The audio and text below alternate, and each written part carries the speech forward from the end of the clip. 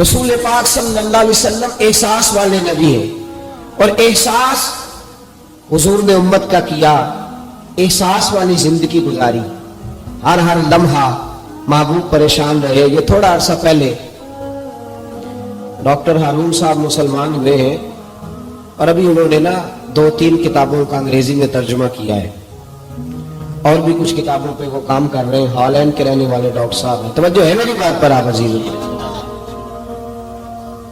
Doctor صاحب کہتے ہیں کہ میں نے یہ سنا تھا کہ مسلمان دہشت گرد ہیں، یہ بم بلاسٹ کرتے ہیں، تو میں جہاں لفظ اسلام آتا تھا نا، وہاں سے میں تھوڑا بچ جاتا تھا، پیچھے ہٹ جاتا تھا۔ لیکن میرے مزاج کے اندر یہ بات شامل تھی کہ میرے اندر اللہ نے بڑا انسانیت کا جذبہ رکھا ہوا تھا، تو میں ایک تنظیم قائم کر رہا تھا۔ میرا خیال تھا کہ ایک ایسی جماعت بناؤں کہ جو پوری دنیا کے اندر اسلام، توجہ ہے میرے عزیزوں کی؟ کہتے میرا خیال تھا ایسی جماعت قائم کروں کہ جو پوری دنیا میں لوگوں کی خدمت کرے، اور بغیر امتیاز کے کرے، اسلام والوں کی بھی اور غیر مسلموں کی۔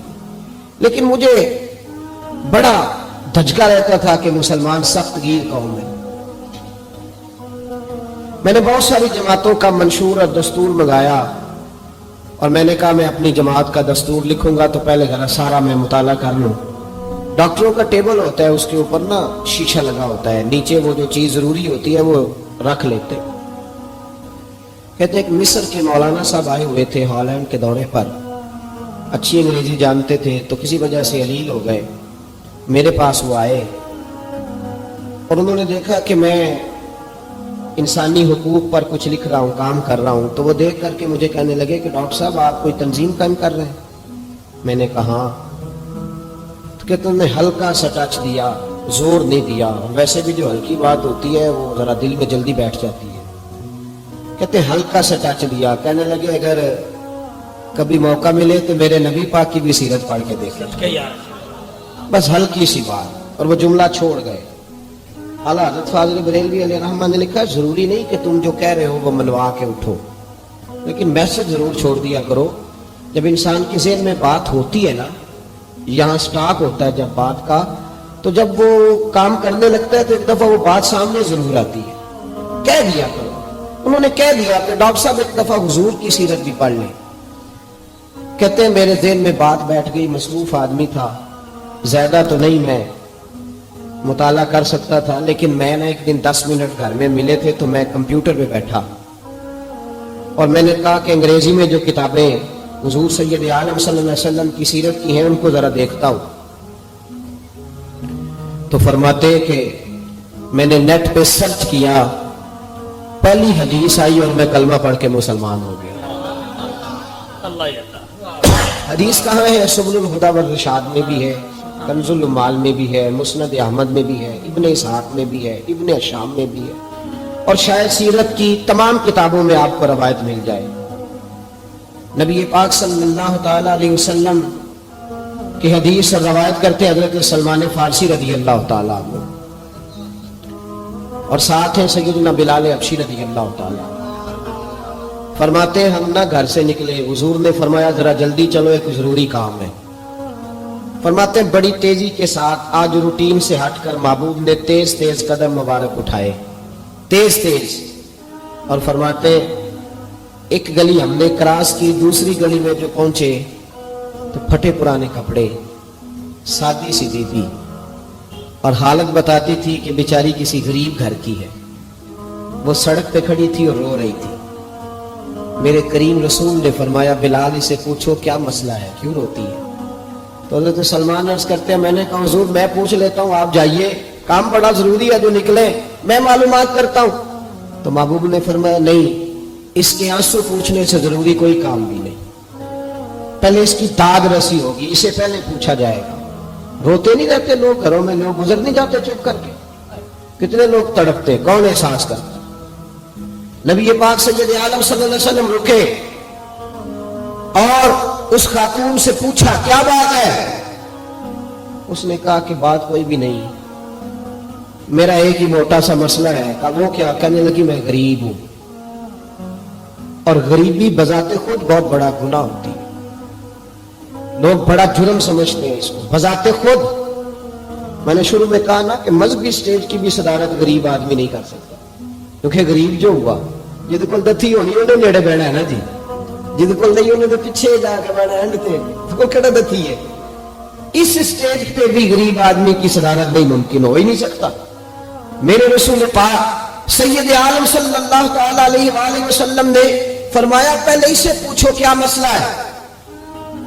وہ کہنے لگی میں غریب ہوں، بوڑھی ہو گئی ہوں، ساری زندگی غلامی میں گزاری ہے، تیل لینے آئی تھی 5 دینار کا، بوتل میں تیل بھروایا ہے، اور اب بوڑھی ہوں نا تو کمر درد کرتی ہے، پیر پیچھے موڑا ہے تو میں گری ہوں، تیل زمین پی گئی ہے، اب زمین تو واپس نہیں کرتی، لیکن واپس جاؤں گی تو ایک یہودی عورت کی ملازمہ ہوں، وہ درے سے مارے گی، کھال ادھیڑ دے گی، میں بڑی پریشان ہوں، اب نہیں مار کھائی جاتی، ہڈیاں بوڑھی ہیں، قربان جاؤں۔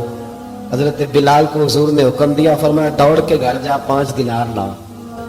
فرماتے ہیں 5 دینار لائے، تیل خرید کے دیا، تو پھر رونے لگی۔ فرمایا آپ کیوں روتی ہے؟ اس نے کہا بتایا نا غریب ہوں، غریب کا جرم کوئی نہیں ہوتا، لیکن پیس دیا جاتا ہے، پھر بھی مار تو اب بھی پڑے گی، اب کیوں پڑے گی؟ تو عرض کرنے لگی محبوبہ مار اس لیے پڑے گی کہ دیر سے کیوں آئی ہے۔ تو میرے کریم رسول اور وہ بی بی حضور ابھی آئے ہیں مدینہ طیبہ، امام یوسف صالحی فرماتے ہیں ابھی آئے تھے حضور، سبل الہدی والارشاد کے مصنف کہتے ہیں ابھی آئے تھے نبی پاک، وہ جانتی بھی نہیں تھی۔ تو سید عالم صلی اللہ تعالی علیہ وسلم نے فرمایا اچھا مار پڑے گی؟ کہا او بھائی کاؤنسلر جو کل آپ کو کہہ رہا تھا نا میں آپ کا خادم ہوں، کاؤنسلر بے گناہ، بلکہ ہمارے ایس ایچ او صاحب اگر چودھری پہ پرچہ آ جائے تو اس کو ٹیلی فون کر کے پوچھتے ہیں صاحب جی تھوڑے خلاف درخواست آئی ہے، کی کرنا ہے؟ تو غریب آدمی بیچارہ، اس کی غلطی یہ تھی کہ وہ غریب تھا تو اس نے ریڑھی لگا لی چوک میں، اس کو دبوچ کے لے گئے، تینوں پتہ نہیں اتنے نہیں کھلوئی دا، تو اس کے پاس کل انویسٹمنٹ ہی 5000 تھی، سارا لے گئے۔ پھر وہ کاؤنسلر صاحب کے پاس چلا گیا، سر میرے نال چلے آنے ذرا میں تھانے جانا ہے۔ انہوں نے کہا گڈی کرائی ہے، پیسے ہیں نہیں ایویں تھانے جائی دا ہے۔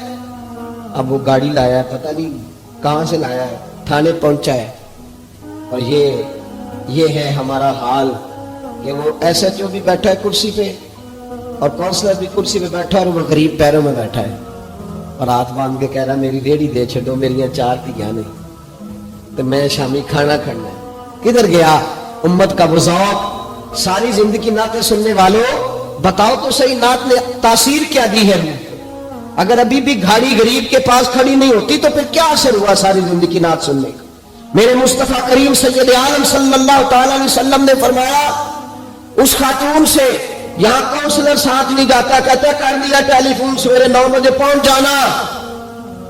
اور کائنات کی سب سے معزز شخصیت حضرت سیدنا بلال حبشی رضی اللہ تعالیٰ عنہ فرماتے ہیں میرے نبی پاک نے فرمایا بی بی چل میں تیرے ساتھ چلتا ہوں، گویا اللہ کی ساری رحمتیں اس کے ساتھ ساتھ چلنے لگی۔ اور آگے آگے نہیں، ساری کتابیں پڑھ لو، وہ پھٹے پرانے کپڑوں والی بی بی آگے آگے اور اللہ کے کریم رسول پیچھے پیچھے، ساری گلیاں اس نے پھرائی، مدینے کی صحرا آ گیا، ایک دروازے پہ دستک دی، سے مالکن آئی، وہ بی بی بعد میں کہتی ہے میں بھی بڑی ڈاڈی تھی، طاقت ہی نہیں تھی میرے سامنے کو کھڑا ہو سکے، لیکن جب میں باہر نکلی تو میں نے نور کے حالے میں لپٹی ہوئی ایک عظیم ہستی کو دیکھا۔ فرماتے محبوب کے گورے چٹے رنگ کے اوپر کالی زلفیں اور محبوب پاک کی مقدس آنکھیں جب تک بات کرتے رہے نظریں زمین پہ جھکی رہی۔ شرم و حیا والے رسول نے بڑے میٹھے، بڑے دھیمے، بڑے خوبصورت لہجے میں کہا، بریلی کے امام فرماتے ہیں نیچی نظروں کی شرم و حیا پہ درود، بڑے دھیمے لہجے میں فرمایا تیری نوکرانی ہے تیری؟ عورت کہتی ہے میں تو حضور کے جلووں میں محو ہو گئی کہ سادگی میں اتنا حسن میں نے دیکھا ہی نہیں، تیری نوکرانی ہے؟ کہا تو میرے محبوب نے فرمایا بیچاری کی غلطی کوئی نہیں، اسے مارنا نا، اس سے تیل گر گیا تھا، نیا خریدتے دیر ہو گئی، رو رہی تھی تو میں سفارش کرنے آیا ہوں۔ وہ خاتون کہتی ہے کسی کی نہیں مانی تھی، اور محبوب کے جملوں میں تاثیر اتنی تھی ککھ سواد نہیں مشری اندر، اسا کھنڈا بھی چکھ ڈٹھیاں، انہاں ساریاں شیواں نالوں گلاں سجن دیاں مٹھیاں۔ فرماتے ہیں نبی پاک صلی اللہ تعالی علیہ وآلہ وسلم نے فرمایا کچھ نہ کہنا. کہنے لگی نہیں کہتی، میرا وعدہ رہا، کچھ نہیں کہوں گی. اب میرے حبیب نے پھر نظر اٹھائی اور اس غریبنی کی طرف دیکھا اور فرمایا تو اگر کہے تو میں جاؤں، تو اگر کہے تو میں خود بھیک دے، خود ہی کہے منگتے کا بھلا ہو، تو اگر کہے تو میں جاؤں. اس نے خراج پیش کیا تو چند آنسو گرائے. کہنے لگی محبوبہ جیسے بندہ نوازی. حضور نے رخ پھیرا. حضرت بلال کہتے ہیں میں پیچھے رہ گیا. میں پیچھے رہ گیا تو وہ دونوں بیویاں دوڑ کے میرے پاس آئی. کہنے لگی بتا تو صحیح ہے کون، یہ بتا تو صحیح کون تھے. تو حضرت بلال کہنے لگی تم نہیں جانتے. جناب بلال فرمانے لگے یہی تو ہے جنہیں اللہ نے سچا رسول بنا کے بھیجا ہے. بیویاں دوڑ کے آئی. کہنے لگی محبوبہ دروازے تک آئے ہو تو خالی تو نہ لوٹاؤ، مہربانی فرماؤ ہمیں بھی کلمہ پڑھا دو. ڈاکٹر ہارون کہتے ہیں وہ بیویاں وہاں کلمہ پڑھ رہی تھی اور میں حدیث پڑھ کے کلمہ پڑھ رہا تھا. بھائی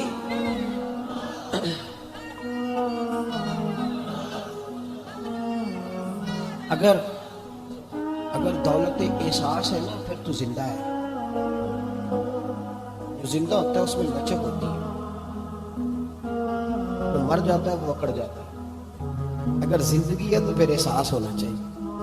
اگر تیرے اندر زندگی ہے تو پھر احساس ہے، اور اگر تیرے اندر احساس نہیں رہا نا تو پھر زندگی زندہ دلی کا نام ہے. مردہ دل کیا خاک جیا کرتے، احساس سے محبت پیدا کر. تھوڑا سا دائیں بائیں بھی دیکھیں، تھوڑا پلٹ کر بھی دیکھیں کہ کہیں آپ کی ضرورت تو نہیں.